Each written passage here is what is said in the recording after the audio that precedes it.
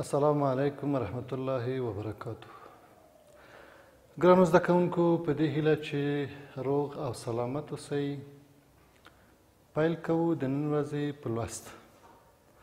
مخکې د نوي لوست د پیل څخه ګرانو زده کوونکو تاسو یوه کورنۍ دنده حتما راوړی وي، ځکه چې ستاسو په نمرو کې حسابیږي.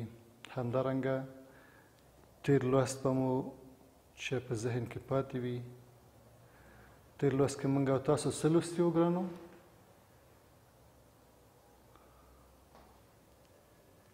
هغه مضره چینجي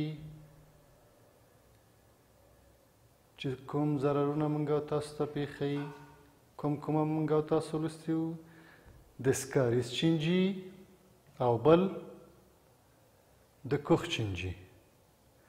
سکاریز چینجي چیرته ژوند کوي؟ د انسان په کولمو کې ژوند کوي. څه ضررونه پېښوي؟ د کولمو غذایي موادو نه ګټه اخلي، حتی د کولمو دیوال سوری کوي چې د مکروبي کېدو حالت رامنځته کوي. همداراز تر 200,000 پورې هګۍ اچوي. او څنګه ترېنه مخنیوی وکړو؟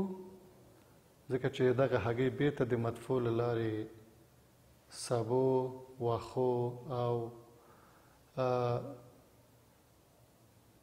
ناپاکو اوبو له طریقه که چیرې استعمال شي بېرته د انسان بدن ته داخلیږي. نو له پاکو اوبو او سابو څخه باید کار واخلو. همدارنګه بل ډول یې د کوخ چینجی دی چې هغه هم د لویو کولمو په اخرنۍ نقطه یعنې مقعد کې ژوند کوي. همدارنګه دی د ښځینه مقعد په آخرینی برخه کې هګۍ اچوي، ځکه په ماشومانو کې د مقعد د خارښت، د وینې د کموالي، همدارنګه هضمي ناروغتیا پیدا کوي. نو د دې دواړو مضره چینجیو څخه د ځان ساتنې لپاره باید همیش د ماشومانو لاسونه پاک وساتو، خپل لاسونه پاک وساتو، له پاکو اوبو نه کار واخلو، له پاکو سابو نه او له هغو سابو او حتی له میوو څخه چې وینځل شوی نه وي هغه نه باید کار وانخلو او ماشومانو ته هم دا اجازه ورنکړو، ځکه چې اکثرا ماشومان په دې امراض اخته کیږي. او ماشومانو لاسونه باید همیشه پاک وساتو او پرېنږدو چې هغوی ناپاکه خواړه وخوري. ګرانو زده کوونکو، نن موږ او تاسو د بیولوژي د مضمون د 8م ټولګي د 4م څپرکي د حیواناتو د نړۍ د بل فایلم سره اشنا کیږو چې هغه د کړۍ یا بن لرونکو چینجیانو فایلم دی. د کتاب مخونه مو 40 دی، لوست مو 32 دی چې زه عبدالصمد مسلم به تاسو ته وړاندې کړم. مخکې د درس د پیل نه به د معمول په څیر د درس په موخو باندې باید تاکید وکړو، ځکه چې د درس په پای کې موږ او تاسو باید دغه موخو ته ورسیږو. زموږ او ستاسو د دې لوست موخې دي چې بن لرونکي چینجیان به وپېژنو، د بن لرونکو چینجیانو څخه ګټه واخلو، د بن لرونکو چینجیانو د ضررونو څخه ځان وساتو. راځو خپل نوي لوست ته. بسم الله الرحمن الرحیم. د کړۍ یا بن لرونکو چینجیانو فایلم یا انالیدا. دا کوم فایلم دی؟ دا د حیواناتو د نړۍ هغه فایلم دی چې د نوم نه یې ښکاري چې کړۍ لري، بدن یې د مختلفو بندونو څخه تشکیل شوی. دا یوه خاصه ځانګړتیا ده. همدارنګه د اوسېدو ځایونه دوی اکثرا د دې انواع په اوبو کې اوسېږي، په سمندرونو کې، خو نور انواع بیا مثلا د ځمکې چینجي په خاوره، نمجنه خاوره کې اوسېږي.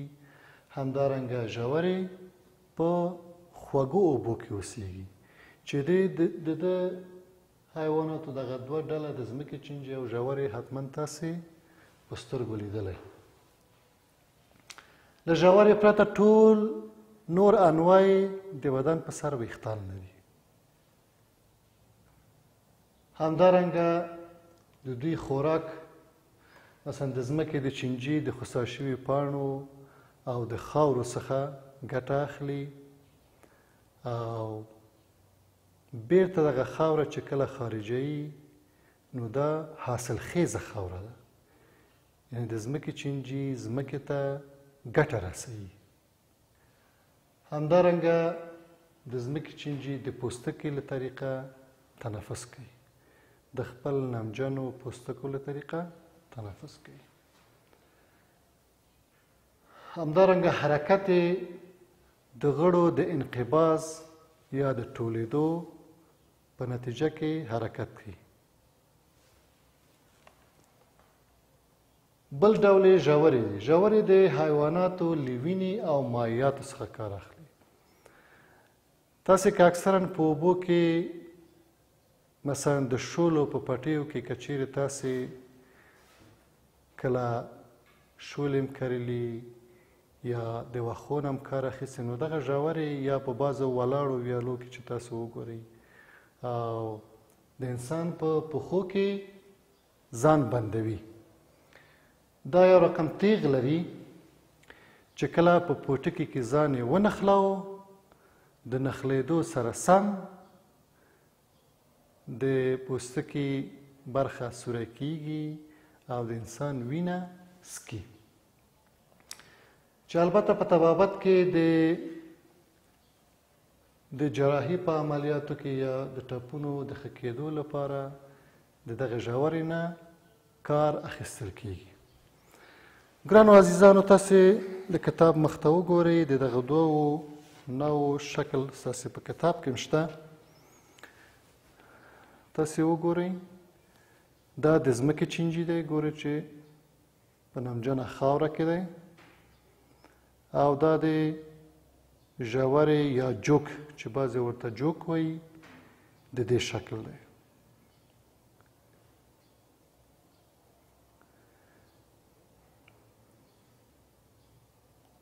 او حتی د دې احتمال شته دی ګرانو زده کوونکو چې دغه ژورې د خولې له طریقه هم بدن ته داخل شي. نو کوشش وکړئ چې تاسې د ژورې نه د ځان ساتنې لپاره که د بدن په ظاهري برخو پوستکو کې ونښلي خو لرې کول یې اسان دی، اما که بدن ته داخل شي نو زموږ او ستاسو په هضمي سیستم کې او په کولمو کې مشکلات پیدا کولی شي. نو دا کوشش وکړئ چې له پاکو اوبو څخه استفاده وکړئ. ګرانو زده کوونکو، نن موږ او تاسو څه ولوسته؟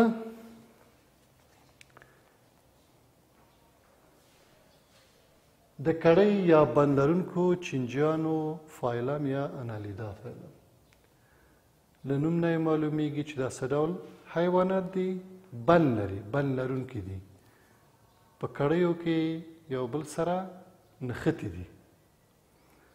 او غټ مثالونه یې د ځمکې چینجي دي او ژورې دي. له ژورې پرته موږ ویلې چې نور ټولې د بدن پوټکي ویښتان لري. همدارنګه په اوبو کې زیات ژوند کوي بغیر له ځمکې چینجي نه، او همدارنګه ګټې هم لري او ضررونه هم لري. د ځمکې د چینجي ګټه څه وه؟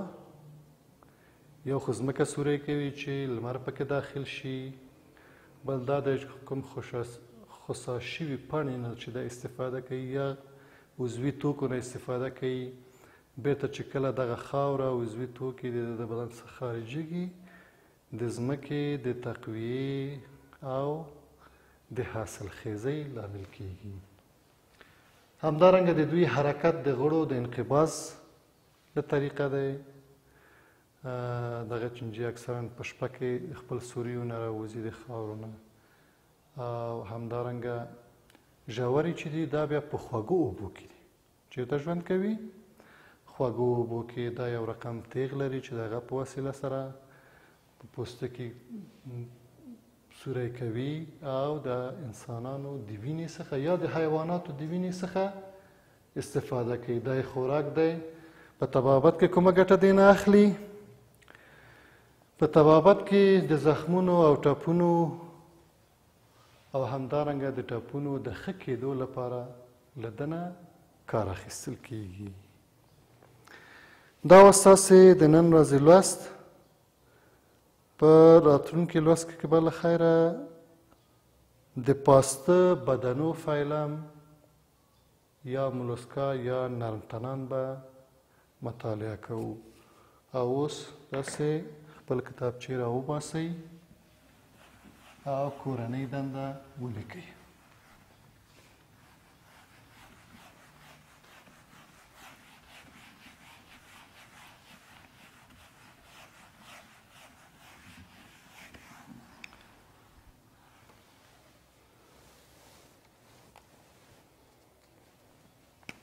ګرانو زده کوونکو،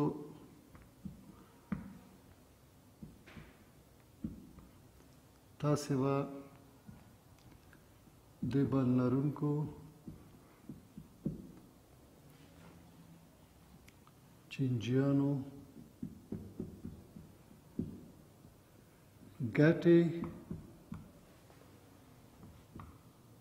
او ضررونه